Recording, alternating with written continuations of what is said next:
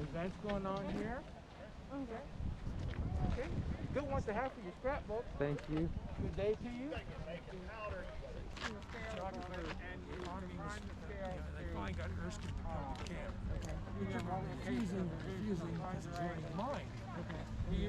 No, it'll look like this when you're finished. Okay. We call it trichome, right? 3 corners, but George Washington would just call it a hat.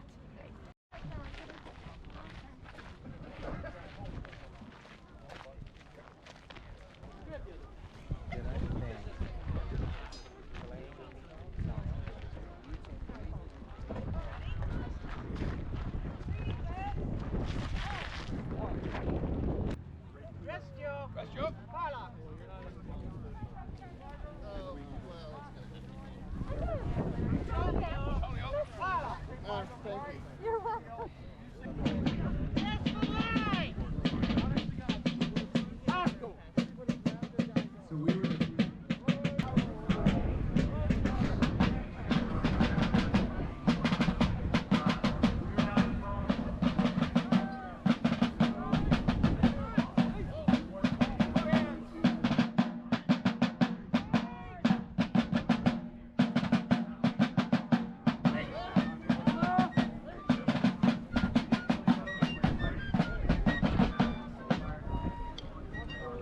Washington, by comparison, even today would tower over a lot of people. In the 18th century, he was simply spectacular. When he walked into a room, all eyes turned on him. He was measured in 1780 at 6 feet 2.5 inches, and that was in his stocking feet. During the French and Indian War, he was measured at 6'4", but he probably was wearing boots at that point. So he was quite large.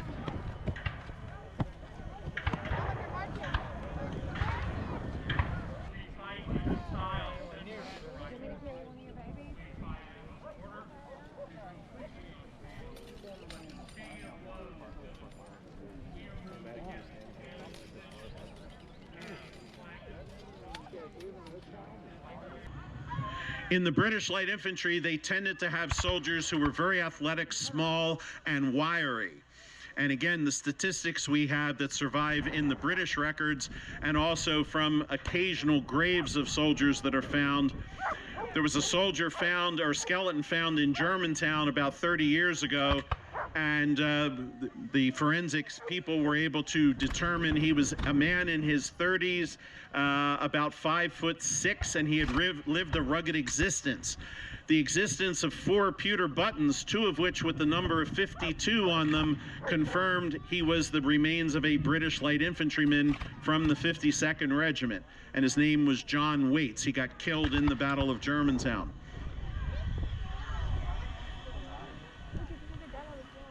Grenadiers were originally designed to throw hand grenades. They were created in the late 17th century. And you needed men that were tall and strong with a good pitching arm and not a whole lot between the ears to be able to light a hand grenade using a burning fuse by blowing on it and then wind up and pitch the thing and hope that your head didn't blow up with the grenade.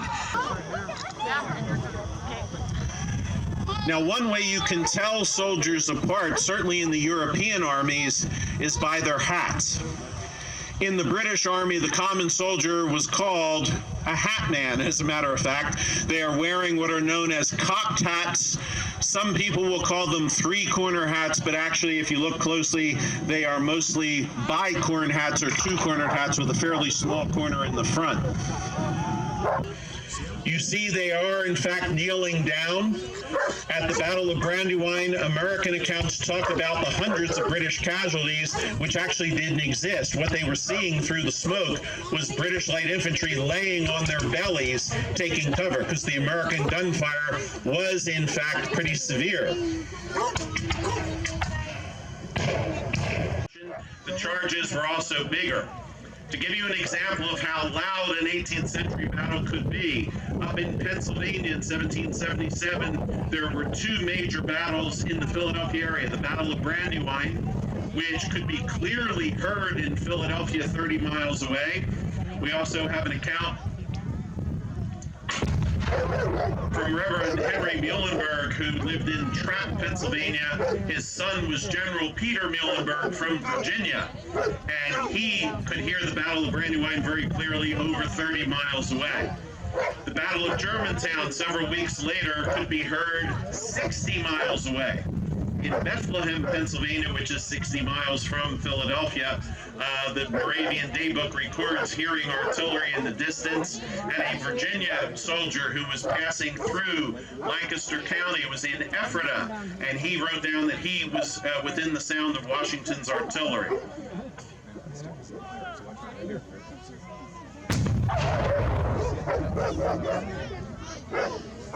In that episode, and never ever forgot what happened.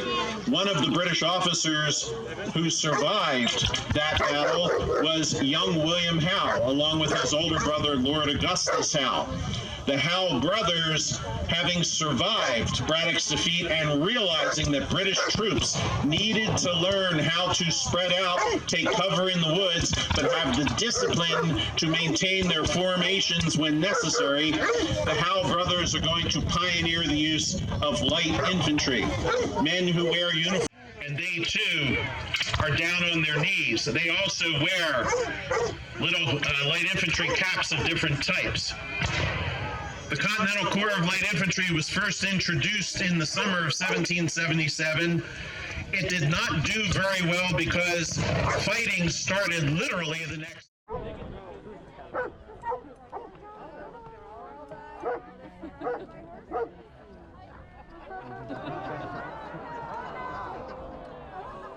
The Dragoons from Tarleton's Legion, or the British Legion, are out on the field, and they've just taken out a Continental artillery crew.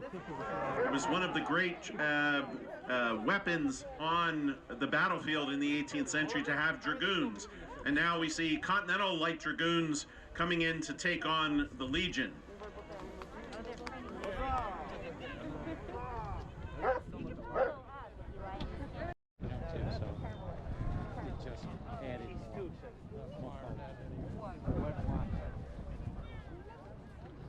Things we're used to, they probably won't be doing much anymore.